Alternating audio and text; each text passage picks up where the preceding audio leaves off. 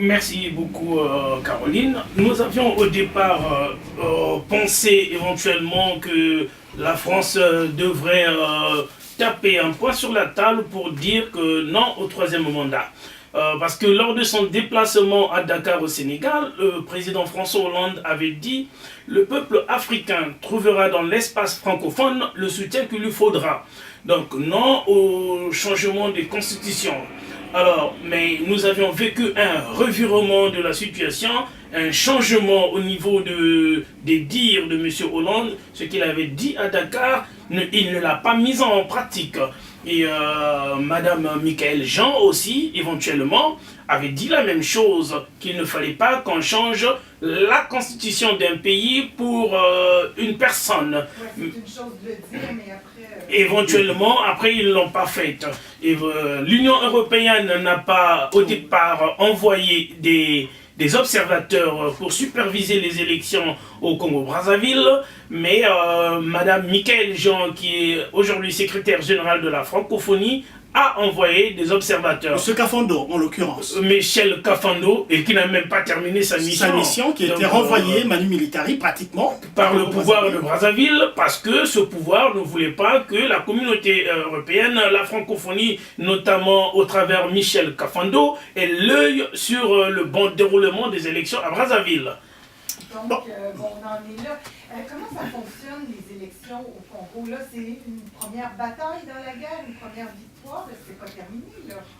C'est terminé? Non, c'est pas terminé. Je crois que nous avons gagné la première manche. Hein? On a gagné la première bataille parce que, comme on l'a dit tantôt, les vrais résultats qui sont en adéquation avec la campagne électorale qu'il y a eu.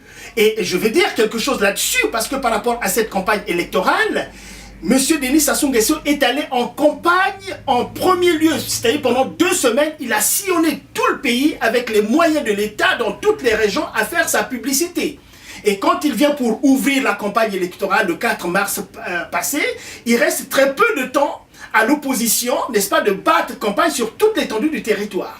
Qu'à cela ne tienne, l'opposition a battu campagne, c'était une campagne extraordinaire où à Pointe-Noire, par exemple, M. Mokoko a drainé des foules qu'on n'avait jamais vues dans le monde, dans le Congo tout entier, dans l'histoire du Congo. M.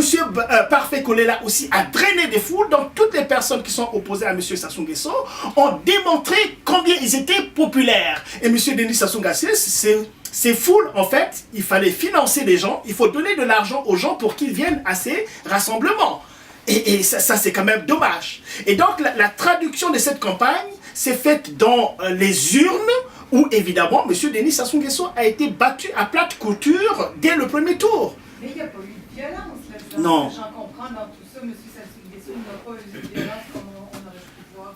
On l'a vu d'ailleurs dans d'autres pays d'Afrique. C'est parce que nous avons attiré l'attention sur cette éventualité. Parce que M. Sassou Nguesso, il y a des militaires partout dans le pays, c'est visible. Mais aussi, nous avons attiré l'attention là-dessus et le monde entier avait l'œil branché sur le Congo-Brazzaville pour que M. Sassou Nguesso ne se risque quand même pas à utiliser une violence. Et en plus, les conditions de la violence, c'est quoi? Les conditions de la violence étaient attendues à partir du moment où les gens, M. Sassou Nguesso déclare qu'il a gagné alors qu'il n'a pas gagné. C'est ça surtout. Mais à partir du moment où les élections se passent correctement, il n'y a pas de raison qu'il y ait de protestations ni quoi que ce soit. Mais le dispositif de la violence de M. Sassou Nguesso, c'est au cas où il proclamait, n'est-ce pas, des résultats qui ne sont pas la traduction de ce qui est passé dans les urnes, que les gens seront appelés à exercer leur droit tout à fait légitime de ne pas se faire voler leur victoire. Est-ce que vous pensez, M. Samba, que vous y êtes pour quelque chose dans cette victoire-là? Éventuellement, nous y sommes pour quelque chose. Le mouvement citoyen Carton Rouge, et moi-même d'ailleurs, nous avions sillonné beaucoup des villes ici à Montréal, au Canada et Québec. Nous avions fait des conférences à l'université pour essayer de dénoncer tout cela. Nous avions fait des vidéos avec M. Georges Ngoma ici présent pour dénoncer cela. Donc nous sommes pour quelque chose. Notre but était d'informer la population, d'éveiller la conscience des Congolais, comme quoi leur démontrer par A carré plus B carré que M. Denis Sassou Nguesso ne vaut pas ce qu'il vaut et que les Congolais valent mieux que ce qu'ils sont en train de vivre aujourd'hui. Donc éventuellement, nous sommes pour quelque chose par rapport au déroulement de ces élections-là. Alors maintenant, tout est permis, le rêve est permis. Monsieur Samba, Mokoko, si Mokoko éventuellement prend le pouvoir, c'est positif pour le pays? Qu'est-ce qui peut attendre le Congo, là, les réformes qui seront possiblement mises?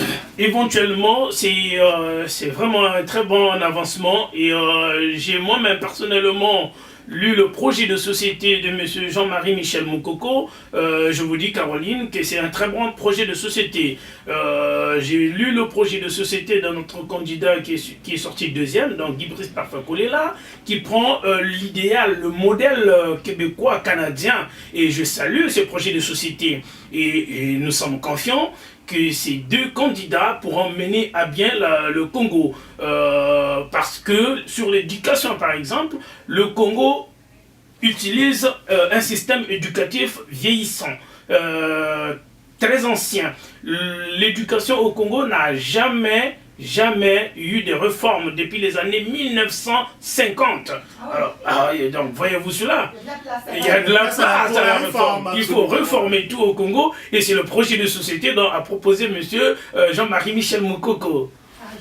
Mais il faut peut-être rajouter tout simplement la question de la probité morale. La probité morale de M. Jean-Marie Michel Mokoko, c'est une personne de grande valeur. Sur ce plan-là, d'une rigueur extraordinaire. Il faut dire qu'il était général d'armée et quand il a été général d'armée... Ça peut faire peur, un général d'armée. Oui, mais nous avons besoin des généraux parce que l'ordre, évidemment, il faut savoir instaurer l'ordre dans le pays. Ce qui est mauvais, c'est des généraux qui viennent au pouvoir, qui n'ont aucune probité morale. C'est ça, comme la personne de M. Denis Sassou Nguesso, qui est d'abord lui-même un fiefé voleur, qui ne se fait que délapider les deniers publics, et tout cela, et tout le monde le sait très bien, on le voit très bien. Et M. Mokoko le dénonce ouvertement, ce genre de travers. Donc, je pense que M. Mokoko fera un très très bon président de la République. Et cela ne veut pas dire que les autres, Parfait-Kolela, ne fera pas un mauvais président de la République. Madame Mounari, la seule femme à être candidate aussi, et les autres, Pascal Tsatima-Diala et Kobi Salissa aussi, qui ont des programmes de société très bien élaborés. Bon, en terminant et assez rapidement, est-ce qu'on est trop optimiste? Est-ce que Sassou Nguesso pourrait contester tout ça, faire un revirement? Visiblement, ça ne semble pas le cas, mais est-ce qu'on est... Moi, je pense que M. Sassou Nguesso, le connaissant, va contester, va donner des résultats inverses. Maintenant, le plus important, c'est simplement la réaction du peuple congolais. Parce que le peuple, évidemment, ne veut pas se laisser voler sa victoire. Évidemment, Caroline, sur cette question, comme je l'avais dit en amont, le journal Jeune Afrique, qui est un journal proche du pouvoir de Brazzaville, nous a essayé de fomenter les résultats. Donc, partant de ce principe, nous pensons que M. Denis Sassou Nguesso, éventuellement, ne veut pas reconnaître sa défaite. Bien qu'ayant perdu les élections, nous pensons qu'il ne veut pas reconnaître sa défaite. Alors, il reste encore un peu de travail à faire pour... Absolument, il y a encore du travail à faire. Absolument. Nous continuons à faire ce travail aussi avec ces carrières. Merci beaucoup, messieurs. Merci, M. Sostène, Congo-Diva Samba et Georges. Absolument. Georges, on se reparle dans 2 semaines. On se reparle dans 2 semaines, Caroline. Des nouvelles, certaines. Absolument. Merci beaucoup. Merci. 8h55 minutes, voilà, on écoute peut-être Fichot et ça c'est beau. Alors, est-ce qu'il a continué à fonctionner? Ah oui, c'était bon, ben, on est bien là. J'ai pas été capable de rester là parce que j'avais pas d'écouteurs, je savais pas si on était en ondes. Je fais, il n'y a pas d'écouteurs. Oui, mais Caro, dis-le, pourquoi t'as pas... voilà. Je ne pouvais pas être au micro ici avec vous en studio parce que je n'avais pas d'écouteurs, mais j'étais en régie, vous m'avez peut-être vu. Voilà, et tu as fait des petits tours ici et c'est parfait, tu étais avec nous. J'anime l'émission. Voilà, merci. Mais avec Georges, c'est toujours un plaisir. Ok, génial. Merci.